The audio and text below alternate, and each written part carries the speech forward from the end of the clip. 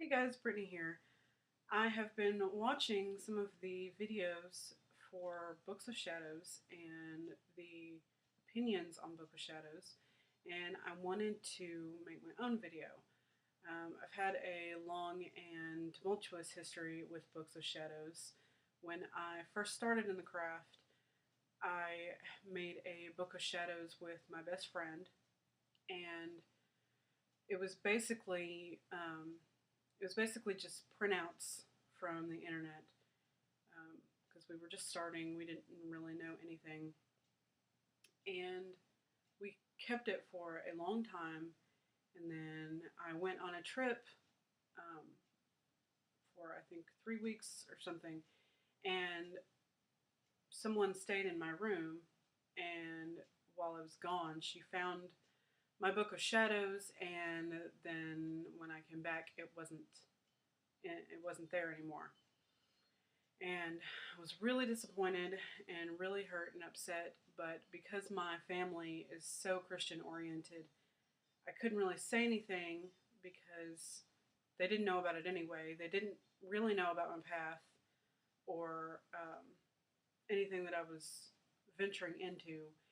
And I didn't want to spark an argument or anything like that. I was still very young and naive and just not wanting to tread into those waters.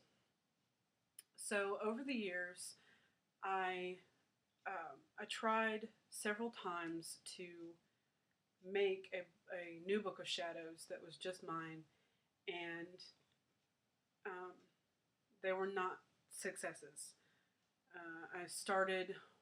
I would start one, and I would get so far in it, and then my path would change, or my feelings about it would change, or the style in which I wanted to do it would change, or I would just not feel connected enough with it to continue with that particular Book of Shadows. So I've actually had over the years 4 or 5 since that first book.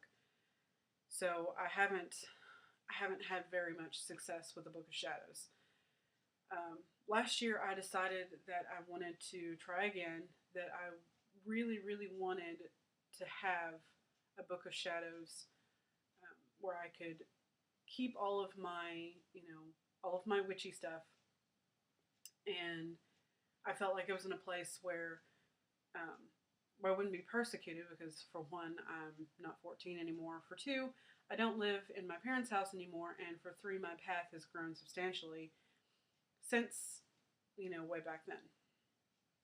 So I have been um, looking and looking, but not forcing the issue because I feel like if I force it, it's just going to not work yet again. So, um, one of the things that I have been venturing into in the past several years is scrapbooking.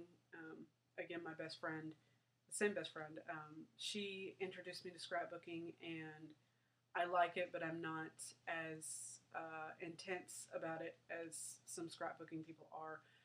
Um, I just don't have the money to invest in cutesy paper stuff.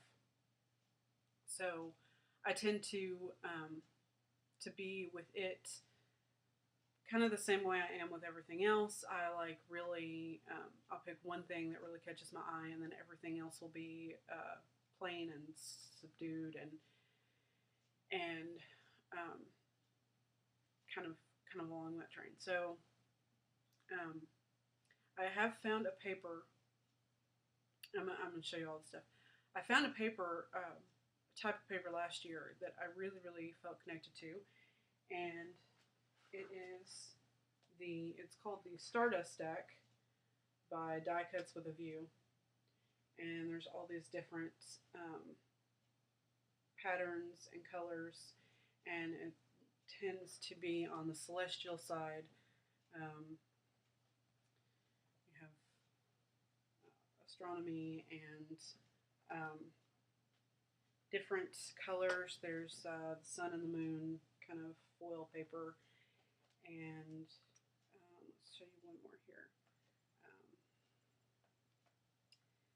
There's a couple, if I can get to it, the Aurora Borealis um, type. So I found that, and I found it online, um, or the pictures online, and it took me forever to find it. And then I found out that um, a Joann's probably about 15-20 minutes away from me actually carries it. So when I got some birthday money last year, and I actually went to Joann's and purchased, I think, two of these paper packs, and I also purchased stickers off. Also purchased this. Um, Sorry that everything is backwards. It's called the Fiber Natural Stack, and the paper looks like this. It's very textured and um, very yellowish. So I use those as a base, and then um, I went to Joann's again. I don't frequent Joann's that often because I feel they're a little bit too expensive for me. But I have gone in there a few times, and I was looking at paper, and this 12 by 12 photo album almost, I mean, just like literally jumped off the shelf at me, and I felt like I needed, I felt like I couldn't leave the store without it. So, and it's huge. This is it, and it's got a binding, and it's got lots of flowers on it, and it's got the corners, the metal corners, and it also has flowers in each corner. So it's pretty behemoth like, but like I said, it pretty much jumped off the shelf into my hands, and I felt like I could not leave the store without it. So I started the other day making some pages, and I haven't gotten very far, but I will kind of show you the pages that I have done. This is my introductory page, and my magical name is Alana McKenzie, and I like unicorns, so there you go. Probably going to put more on that later, but just for now, starting off, that's really all I had on hand. I also have a poem that I wrote that turned out to be, I was going to put it on the front page, but it turned out to be 2 pages, and I was trying to figure out how I was going to present it. If I was going to use tie-dyed copy or tea-dyed copy paper, or if I was going to use parchment paper, or what I was going to do. So I ended up